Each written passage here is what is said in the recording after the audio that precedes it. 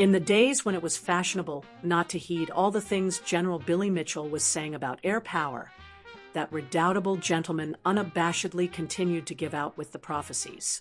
And he certainly had on his very best prophet's robe when you talk about fighter control. There is no better way to get into the subject of this booklet than to quote the General in the 1925 edition of his Winged Defense. The complete air defense of a locality requires, first, that there be a circle of listening and reporting posts extending for at least 150 miles out from the area to be defended. These should be supplemented by aerial observation posts and surveillance aircraft. Second, there should be an organization of pursuit aircraft, the type that rises rapidly and maneuvers easily. Third, there should be several circles of searchlights in groups of 40 or 50 each. In Europe, I always liked groups of 30 lights, 20 of which were fixed in positions so as to eliminate an area in the sky, and 10 of which were movable, so as to try to pick up the opposing aircraft and follow them.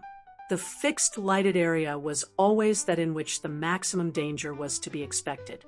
These would be flashed on and off as the hostile aircraft came over the area to be defended while the movable lights searched for and tried to follow the planes.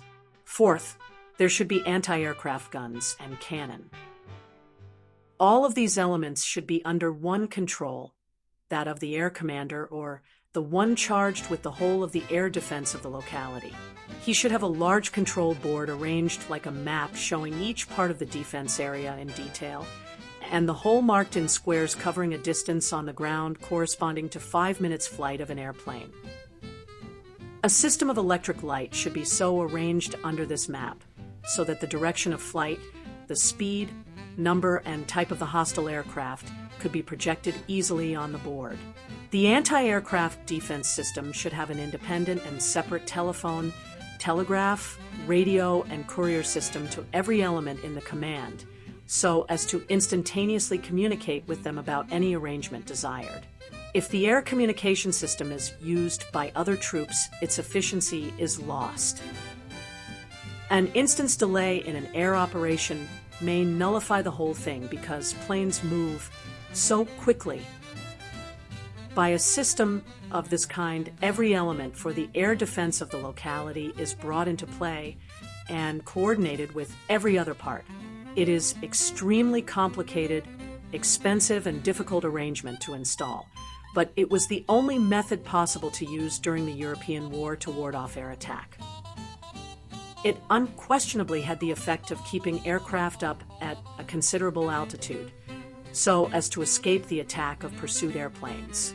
Machine guns, cannon, or any missile-throwing weapons would not do this because of the ineffectiveness of anti-aircraft fire, and because sometimes it is easier to fly down close to the ground to avoid fire from the ground than it needs to keep up high in the air.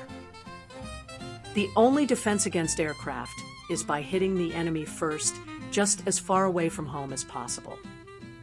Well, there you are, a voice from the days of no radar, no VHF radio, no jets, no V-1s, no V-2s, no forts, no mosquitoes, no P-47s, no Spits, no Me-109s, no Zeros. Say, how could they fight a war at all in those days?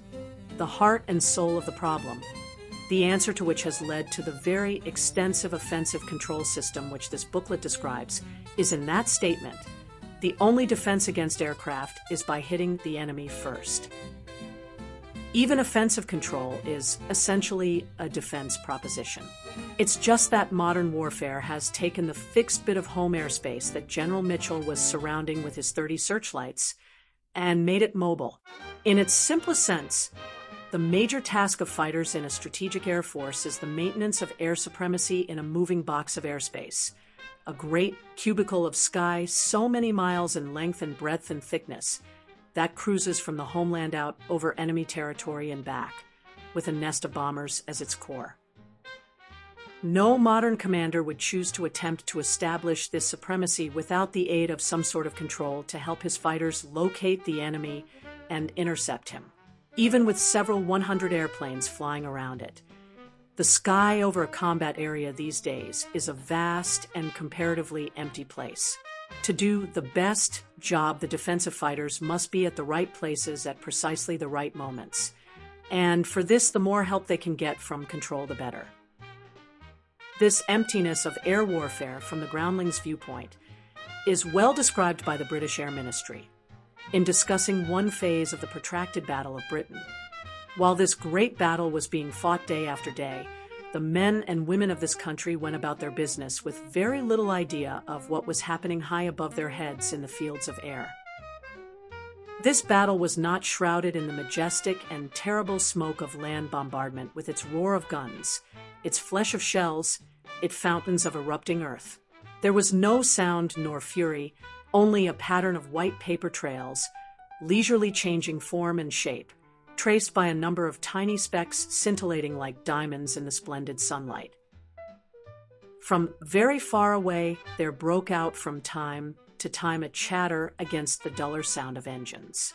Yet had that chatter not broken out, the remote sound would have changed first to a roar and then to a fierce shriek, punctuated by the crash of heavy bombs as bomber after bomber unloaded its cargo.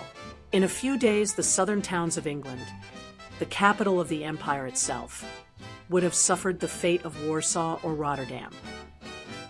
Likewise might the fate of the American strategic bombers have been different had it not been for the slashing, coordinated attacks of their escorting fighters.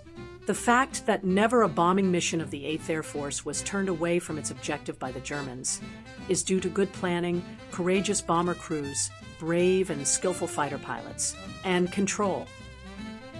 Fighter control, then, is to be treated as a military need, an essential part of the equipment of the air warfare, not as an auxiliary or extra. As employed by British, Americans, and Germans in the ETO, it has been a constant and vital thing, heard, like the voice of the turtle, through all the land. It is the necessary link between the lonely airplanes and the distant rest of the conflict. Control performs other services, of which one alone is enough to make it indispensable to every air fighting unit. It brings the airplanes home to fight again another day. Intelligent controlling is a great conserver of aircraft and air crews. It is the aim of this booklet to treat all these control services in such clarity of detail as to enable even the lay reader to make one himself. But let there be no doubt in the reader's mind as to the status of fighter control as a primary military weapon. When Billy Michell outlined his pattern for air defense, he was also sketching the outlines of a potent new item of armament destined to become as indispensable to an air force as is the fire director instrument to anti-aircraft artillery.